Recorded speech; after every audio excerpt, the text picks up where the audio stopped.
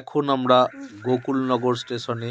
এই স্টেশনের নগর স্টেশনের যে জল ট্যাঙ্ক সেটি দেখতে পাচ্ছেন। এখানে কাশফুল এখনো ধরে আছে, অপরূপ প্রাকৃতিক সৌন্দর্য। এবং এই সোজা চলে যাচ্ছে ট্রেনটি ময়নাপুরের দিকে।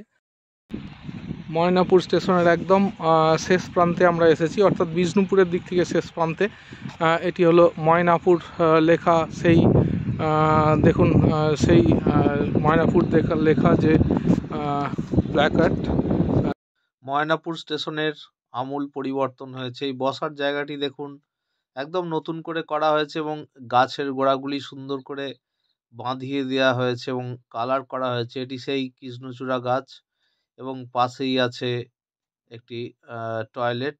এই মুহূর্তে আমরা আছি বড় গোপীনাথপুর যে স্টেশন বিল্ডিং, সেখানে এই বড় গোপীনাথপুর স্টেশন বিল্ডিংয়ের কাজ চলছে এবং অনতিবিলম্বে এখানে ট্রেন আসবে। খুবই তাড়াতাড়ি সিআরএস হবে এই ডিসেম্বর মাসে। সে দৃশ্য নিশ্চয়ই আপনাদের দেখাবো বড় গোপীনাথপুর স্টেশনে ময়নাপুর থেকে যখন ট্রেন আসবে, অর্থাৎ সিআরএস হবে। কাছি স্টেশন বিল্ডিং এবং যে ওভারব্রিজ হবে তার মাঝে এখানে যে মাটি ফেলা আছে সেই দিক দিয়ে যাচ্ছি। বেশ উচ্চতা পেয়েছে এখানটি এবং এটি স্টেশন বিল্ডিং।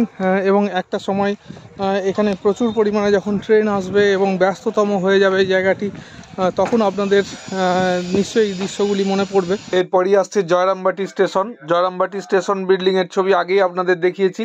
আর এরপর আসছে কামারপুকুর স্টেশন। তো কামারপুকুর স্টেশনটি 2017 সালেই কিন্তু তৈরি হয়ে গেছে।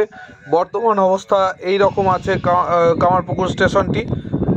জল ট্যাঙ্কটি পড়ে রইল। আমরা কামারপুকুর যে স্টেশনের যে দেখুন এটি হলো মডেল, কামারপুকুর মিশনের আদলে তৈরি করা হয়েছে এই কামারপুকুর স্টেশনটি। এরপরই হলো গোঘাট স্টেশন। এই গোঘাট অবধি ট্রেন চলে।